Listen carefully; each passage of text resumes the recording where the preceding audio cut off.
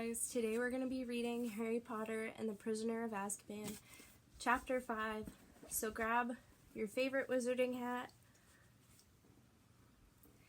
and your wand, and let's begin. Chapter 5. The Dementor. Tom woke Harry the next morning with his usual toothless grin and a cup of tea. Harry got dressed and was just persuading a disgruntled Hedwig to get back into her cage when Ron banged his way into the room, pulling a sweatshirt over his head and looking irritable. "The sooner we get on the train, the better," he said. "At least I can get away from Percy at Hogwarts. Now he's accusing me of dripping tea on his photo of Penelope Clearwater." "You know," Ron grimaced, "his girlfriend. She's hidden her face under the frame because her nose has gone all blotchy." "I've got something to tell you," Harry began. They were interrupted by Fred and George, who had looked in to congratulate Ron on infuriating Percy again. They headed down to breakfast where Mr. Weasley was reading the front page of the Daily Prophet with a furrowed brow. And Mrs. Weasley was telling Hermione and Ginny about a love potion she'd made as a young girl. All three of them were rather giggly. "What were you saying?" Ron asked Harry as they sat down. "Later," Harry muttered as Percy stormed in. Harry had no chance to speak to Ron or Hermione in the chaos of leaving. They were too busy heaving all their trunks down in the leaky cauldron's narrow staircase and piling them up near the door, with Hedwig and Hermes, Percy's screech owl, perched on the top of their cages. A small wickerwork basket stood beside the heap of trunks, spitting loudly. "It's all right, Crookshanks," Hermione cooed through the wickerwork. "I'll let you out on the train." "You won't," snapped Ron. "What about poor Scabbers, eh?" He pointed to his chest where a large lump indicated that Scabbers was curled up in his pocket. Mr. Weasley, who had been outside waiting for the ministry cars, stuck his head inside. "They're here," he said. "Harry, come on." Mr. Weasley marched Harry across the short stretch of pavement towards the first of two old-fashioned dark green cars, each of which was driven by a furtive-looking wizard wearing a suit of emerald velvet.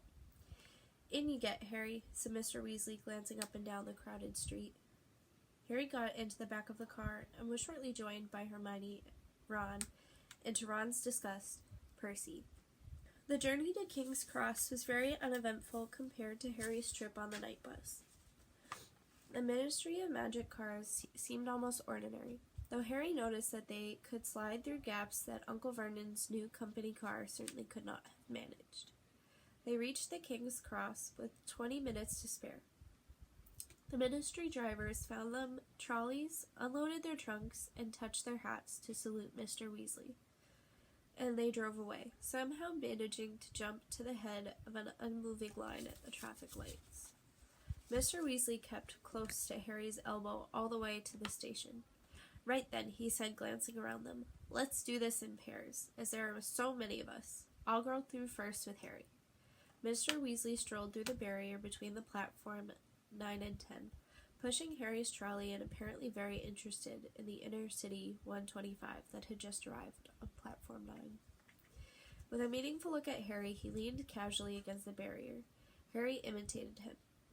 In a moment they had fallen sideways through the solid metal onto platform 9 3/4 and looked up to see the Hogwarts Express, a scarlet steam engine puffing smoke over a platform packed with witches and wizards seeing their children onto the train.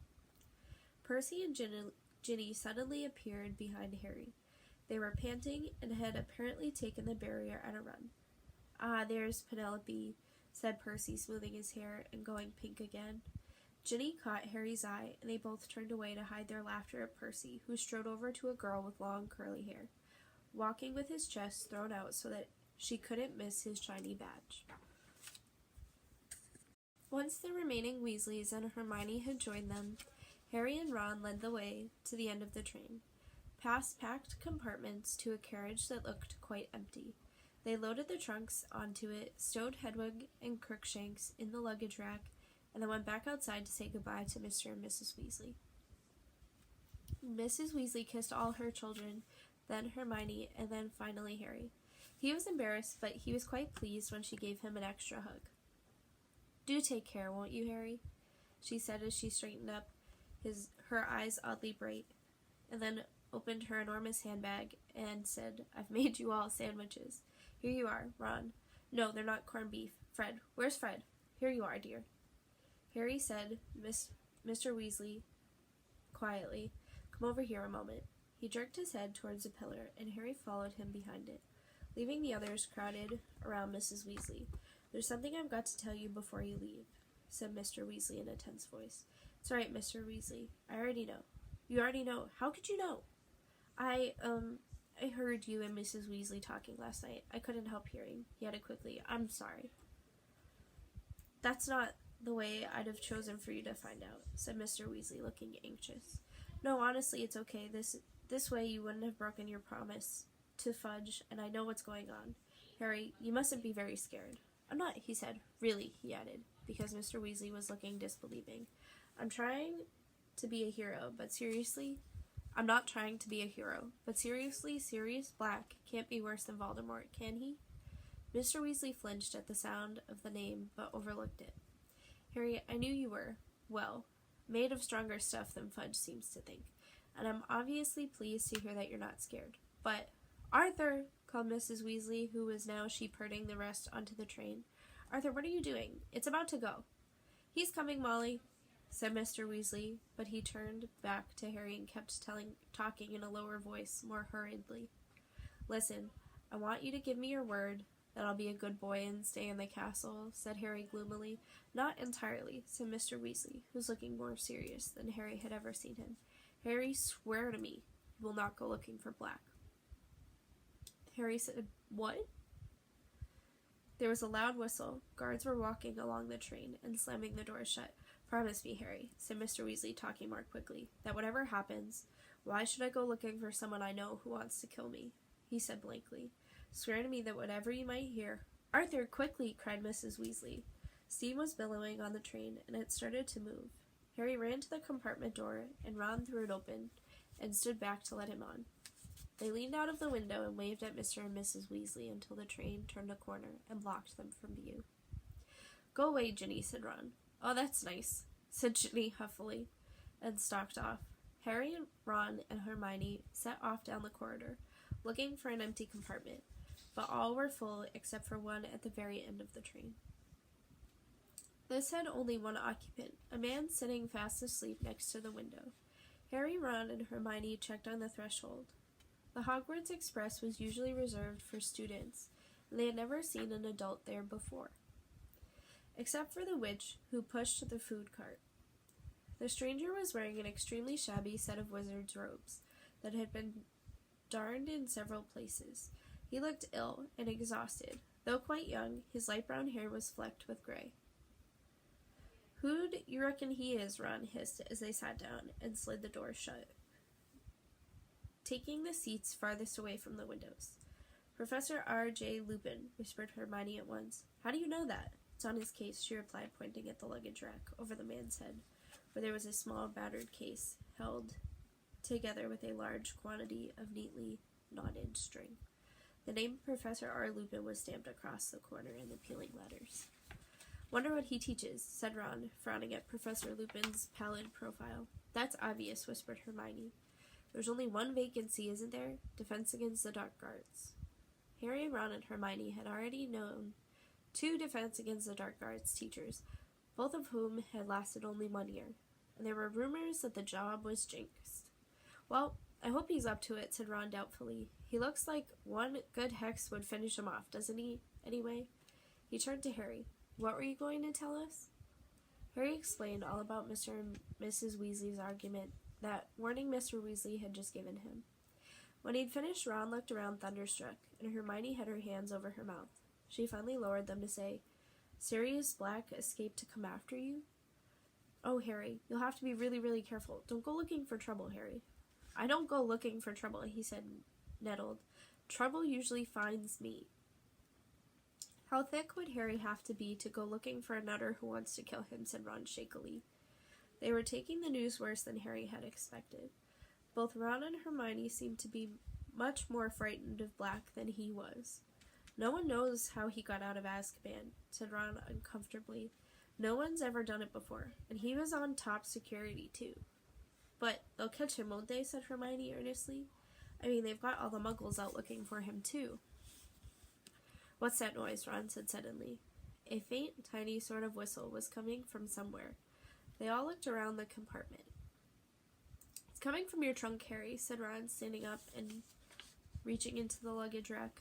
A moment later, he had pulled out the pocket sneakoscope from between Harry's robes. It was spinning very fast, and in the palm of Ron's hand, and glowing brilliantly. Is that a sneakoscope? Said Hermione, interestedly, standing up for a better look. Yeah, mind you, it's a very cheap one, Ron said. It went haywire, just as I was tying it to Errol's leg descended to Harry. Were you doing anything untrustworthy at the time? Said Hermione shrewdly. No, well, I wasn't supposed to be using Errol. You know, he's not really up to long journeys. But how else was I supposed to get Harry's present to him? Stick it back in the trunk, Harry advised, as the sneakoscope whistled piercingly, or it'll wake him up. He nodded toward Professor Lupin. Ron stuffed the sneakoscope into a particularly horrible pair of Uncle Vernon's old socks, which deadened the sound, then closed the lid of the trunk on it. We could get it checked in Hogsmeade, said Ron, sitting back. They sell all sorts of dervish and bangs, magical instruments and stuff, Fred and George told me. Do you know much about Hogsmeade? Asked Hermione keenly. I've read it's the only entirely non-Muggle settlement in Britain. Yeah, I think it is, said Ron, in an offhand sort of way. But that's not why I want to go. I just want to get inside of Honeyduke's. What's that? Said Hermione.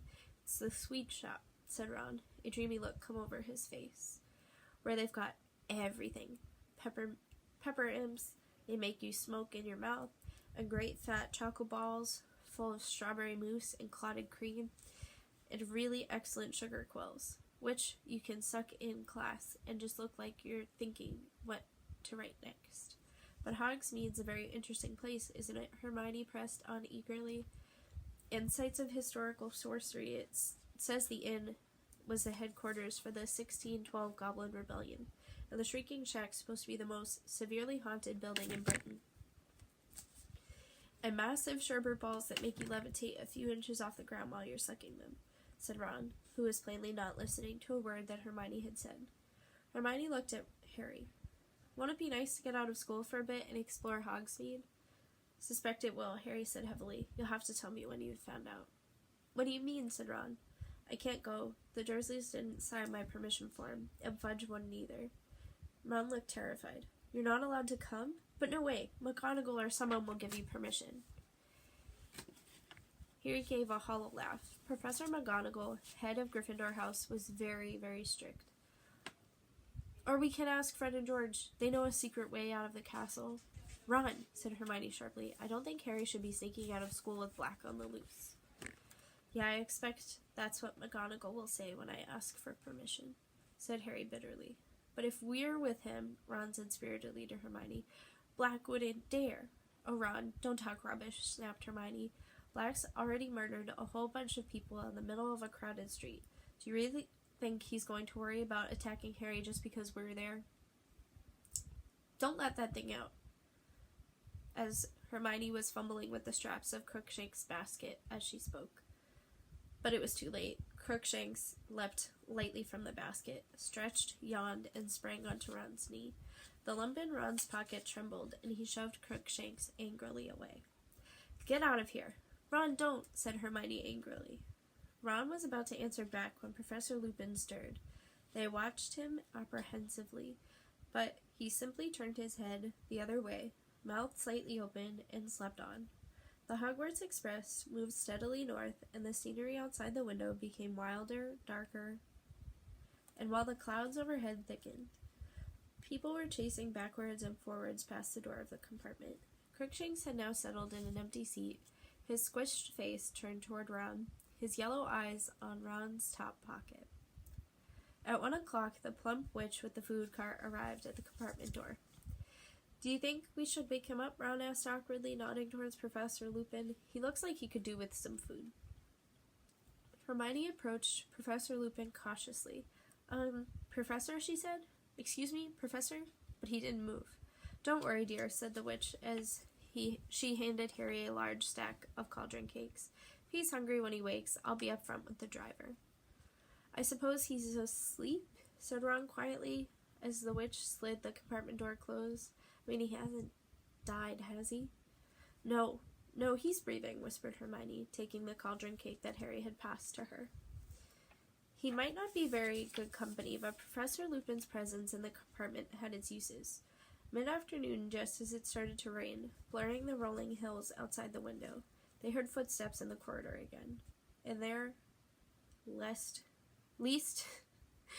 three least favorite people appeared at the door. Draco Malfoy, flanked by his cronies, Vincent Crabbe, and Gregory Goyle. Draco Malfoy and Harry had been enemies ever since they had met on their very first train journey to Hogwarts. Malfoy, who had a pale, pointed, sneering face, was in Slytherin House. He played Seeker on the Slytherin Quidditch team, the same position that Harry played on the Gryffindor team. Crabbe and Goyle seemed to exist only to do Malfoy's bidding, and they were both wide, muscly. Crabbe was taller, with a pudding bowl haircut and a very thick neck. Goyle had been short, bristle hair, long, and girlish arms. "Well, look who it is," said Malfoy in his usual lazy drawl, opening the door to the compartment. "Potty and the Weasel." Crabbe and Goyle chuckled trollishly. "I heard your father finally got his hands on some gold this summer, Weasley," said Malfoy.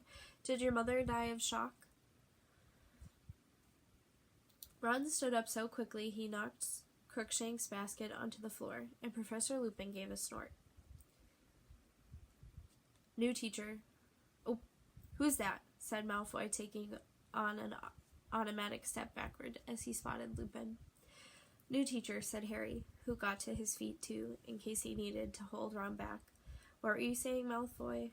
Malfoy's pale eyes narrowed. He wasn't fool enough to pick a fight right under a teacher's nose. "Come on," he muttered resentfully to Crabbe and Goyle, and they disappeared.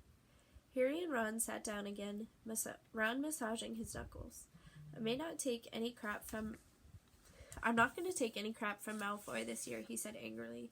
"I mean, if he's makes one more crack about my family, I'm going to get a hold of his head," and Ron made a violent gesture in midair. "Ron," hissed Hermione, pointing at Lupin, "be careful."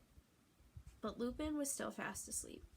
The rain thickened as the train sped yet farther north. The windows were now a solid, shimmering gray, which gradually darkened until lanterns flicked into life along all the corridors. And over the luggage racks, the train rattled and the rain hammered. The wind roared, but still Professor Lupin slept on. "We must be nearly there," said Ron, leaning forward to look past Professor Lupin as now the completely black window. The words hardly left him when the train started to slow down. "Great," said Ron, getting up and walking carefully past Professor Lupin to try and see outside. "I'm starving, and I want to get to the feast." "We can't be there yet," said Hermione, checking her watch. "So why are we stopping?" The train was getting slower and slower. As the noise of the pistons fell away, the wind and rain sounded louder than ever against the windows.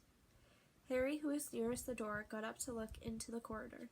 All along the carriage, heads were sticking out cautiously of their compartments. The train came to a stop with a jolt. Distant thuds and bangs told them that luggage had fallen out of the racks. Then, without warning, all the lamps went out, and they were plunged into total darkness. "What's going on?" said Ron's voice from behind Harry. "Ouch!" gasped Hermione. "Ron, that was my foot!" Harry felt his way back to his seat. "Do you think we've broken down?" "Dunno." There was a squeaking sound behind, and Harry saw the dim, black outline of Ron wiping a patch clean out of the window and peering out. "There's something moving out there," said Ron. "I think people are coming aboard." The compartment door suddenly opened and someone fell painfully over Harry's legs. "Sorry, do you think you know what's going on?" "Ouch, sorry." "Hello, Neville," said Harry, feeling around in the dark, pulling up Neville by his cloak. "Harry, is that you? What's happening?" "No idea. Sit down." There was a loud hissing and a yelp of pain, and Neville had tried to sit on Crookshanks. "I'm going to go and ask the driver what's going on," came Hermione's voice. Harry felt her pass him, heard the door slide open again, and then a thud and two loud squeals of pain. Who's that? Ginny?" Hermione? What are you doing? I was looking for Ron. Come in and sit down. Not here, said Harry hurriedly. I'm here. Ouch, said Neville. Quiet, said a hoarse voice suddenly. Professor Lupin appeared to have woken up at last, and Harry could hear movements in his corner, but none of them spoke. There was a soft crackling noise, and a shivering light filled the compartment. Professor Lupin appeared to be holding a handful of flames. They illuminated his tired gray face, but his eyes looked alert and wary. Stay where you are, he said in the same hoarse voice, and he got slowly to his feet. With his hands full of fire, he held it out in front of him. But the door slid slowly open before Lupin could reach it. In the doorway, illuminated by the shivering flames in Lupin's hand, was a cloaked figure that towered to the ceiling. Its face was completely hidden beneath its hood. Harry's eyes darted downward. What he saw made his stomach contract. There was a hand protruding from the cloak, and it was glistening, grayish, slimy-looking, and scabbed, like something dead that had decayed in water. But it was visible only for a split second, as though the creature beneath the cloak sensed Harry's gaze, and the hand was suddenly withdrawn into the folds of its black cloak. And then the thing beneath the hood, whatever it was, drew a long, slow, rattling breath, as though it were trying to suck something more than air from its surroundings. An intense cold swept over all of them. Harry felt his own breath catch in his chest. The cold went deeper than his skin. It was inside his chest. It was inside his very heart. Harry's eyes rolled up into his head, and he couldn't see. He was drowning in the cold. There was a ringing in his ears, and a rush, as though of water. He was being dragged downward, the whirring growing louder. And then, from far away, he heard screaming. Terrible, terrified, pleading screams. He wanted to help whoever it was, and he tried moving his arms, but he couldn't. A thick white fog was swirling around him inside. Harry, are you all right? And someone was slapping his face. What? Harry opened his eyes, and there were lanterns above him, and the floor was shaking. The Hogwarts Express was moving again, and the lights had come back on. He seemed to have slid out of his seat onto the floor, and Ron and Hermione were kneeling next to him, and above him they could see Neville and Professor Lupin watching. Harry felt very sick. He put up his hands to push his glasses back on, and he felt a cold sweat on his face. Ron and Hermione heaved him back onto his seat. Are you okay? Ron asked nervously. Yeah, said Harry, looking quickly toward the door. The hooded creature had vanished. What happened? Where is that thing? Who screamed? No one screamed, said Ron nervously still.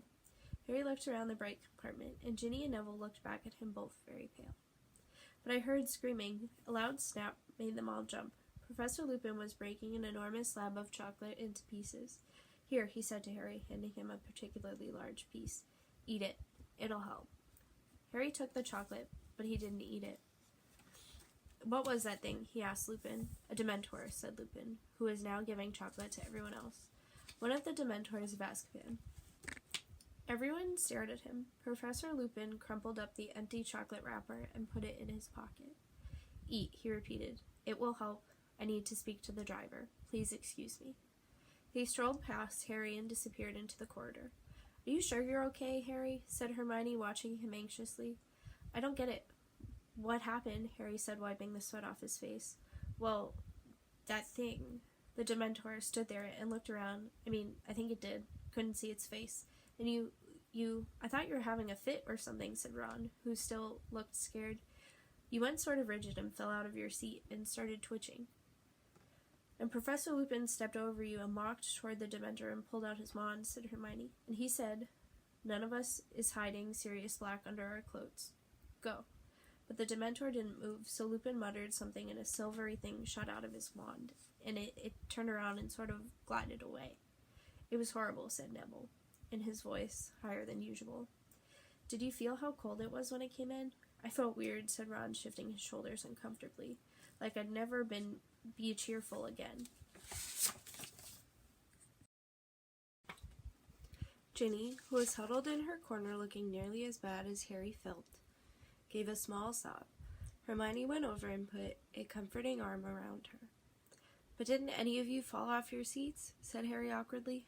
No, said Ron, looking anxiously at Harry. Ginny was shaking like mad, though. Harry didn't understand. He felt weak and shivery, as though he were recovering from a bad bout of the flu. He also felt the beginnings of shame. Why had he gone to pieces like that when no one else had? Professor Lupin had come back. He paused as he entered, looked around, and said, with a small smile, "I haven't poisoned that chocolate, you know." Harry took a bite, and to his great surprise felt warmth spread suddenly to the tips of his fingers and toes.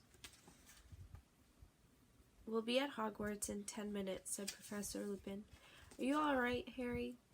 Harry didn't ask how Professor Lupin knew his name. "Fine," he muttered, embarrassed. They didn't talk much during the remainder of the journey. At long last, the train stopped at Hogsmeade Station, and there was a great scramble to get outside. Owls hooted, cats meowed, and Neville's pet toad croaked loudly from under his hat. It was freezing on the tiny platform. Rain was driving down in icy sheets.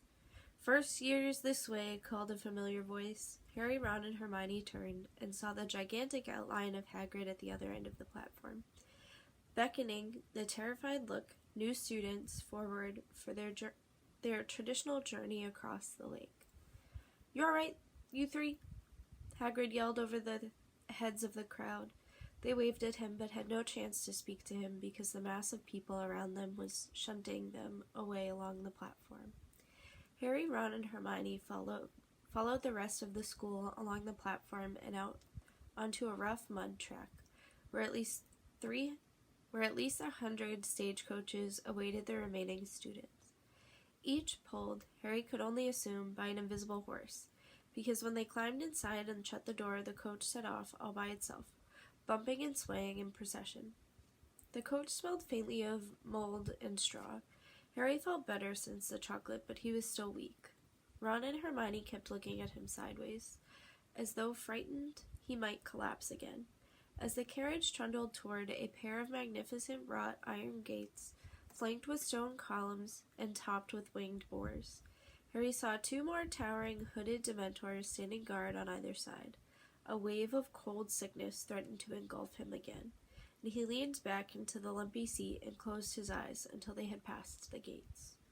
The carriage picked up speed on the long, sloping drive up to the castle. Hermione was leaning out of the tiny window, watching the many turrets, towers draw nearer. At last, the carriage swayed to a halt, and Hermione and Ron got out. As Harry stepped down, a drawling, delighted voice sounded in his ear. "You fainted, Potter? Is Longbottom telling the truth? You actually fainted?" Malfoy elbowed past Hermione to block Harry's way up the stone steps to the castle, his face gleeful and his pale eyes glinting maliciously. "Shove off, Malfoy," said Ron, whose jaw was clenched. "Did you faint as well, Weasley?" Malfoy said loudly. "Did the scary old Dementor frighten you too, Weasley?" "Is there a problem?" said a mild voice. Professor Lupin had just gotten out of the next carriage. Malfoy gave Professor Lupin an insolent stare which took in the patches on his robes, the dilapidated suitcase, and with a tiny hint of sarcasm in his voice, he said, "Oh, no, Professor." Then he smirked at Crabbe and Goyle and led them up the stairs into the castle. Hermione prodded Ron in the back to make him hurry, and the 3 of them joined the crowd swarming up the steps, through the giant oak front doors, into the cavernous entrance, which was lit with flaming torches and housed a magnificent marble staircase that led to the upper floors.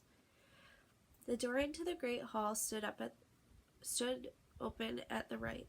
Harry followed the crowd toward it, but had barely glimpsed the enchanted ceiling, which was black and cloudy tonight, when a voice called, "Potter! Granger! I want to see you both." Harry and Hermione turned around, surprised. Professor McGonagall, the Transfiguration teacher and head of Gryffindor House, was calling over the heads of the crowd. She was a stern-looking witch who wore her hair in a tight bun. Her eyes were sharp and framed with square spectacles. Harry fought his way over to her with a feeling of foreboding. Professor McGonagall had a way of making him feel as though he had done something wrong. "There's no need to look worried. I just want a word in my office," she told them. "Move along there, Weasley." Ron stared at Professor McGonagall, ushered Harry and Hermione away from the chattering crowd. They accompanied her across the entrance hall and up the marble staircase along a corridor. Once they were in her office, a small room with a large, welcoming fire, Professor McGonagall mentioned Harry and Hermione to sit down. She settled herself behind her desk and said abruptly, "Professor Lupin sent an owl ahead to say that you were taken ill on the train, Potter." Before Harry could reply, there was a soft knock on the door, and Madame Pomfrey, the nurse, came bustling in.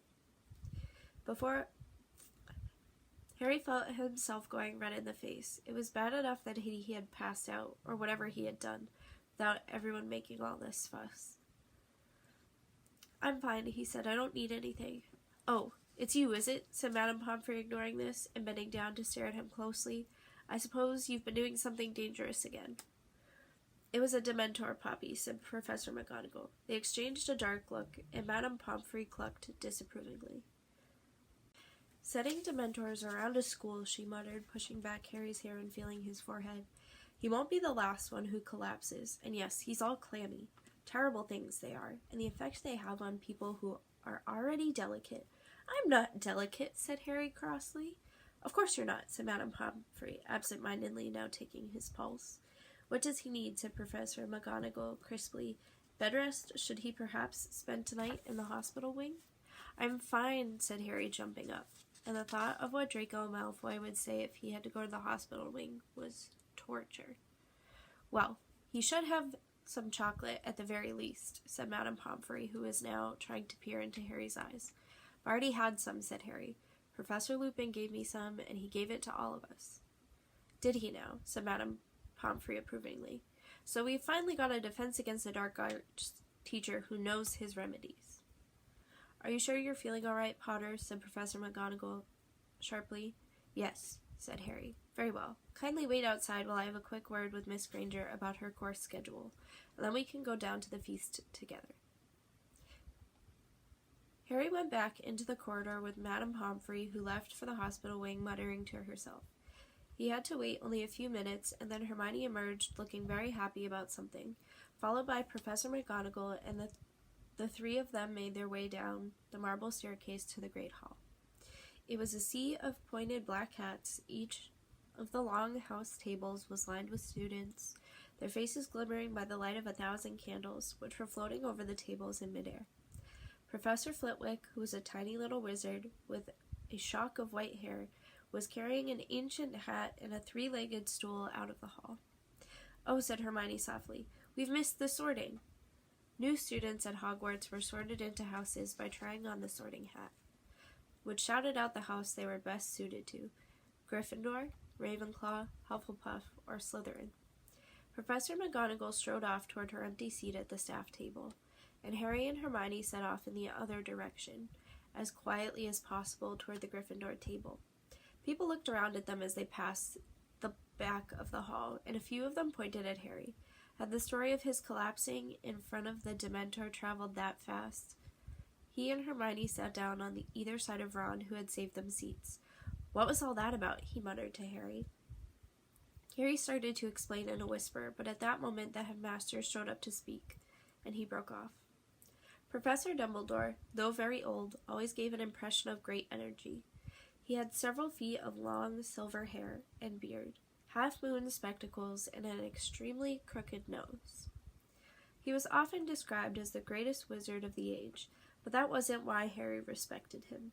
He couldn't help trusting Albus Dumbledore, and as Harry watched him beaming around at the students, he felt really calm for the first time since the Dementor had entered the train compartment.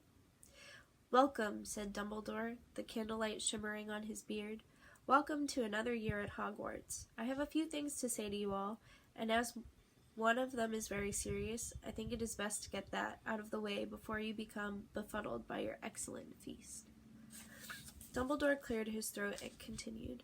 "As you will all be aware, after their search of Hogwarts Express, our school is presently playing host to some of the Dementors of Azkaban, who are here on Ministry of Magic business."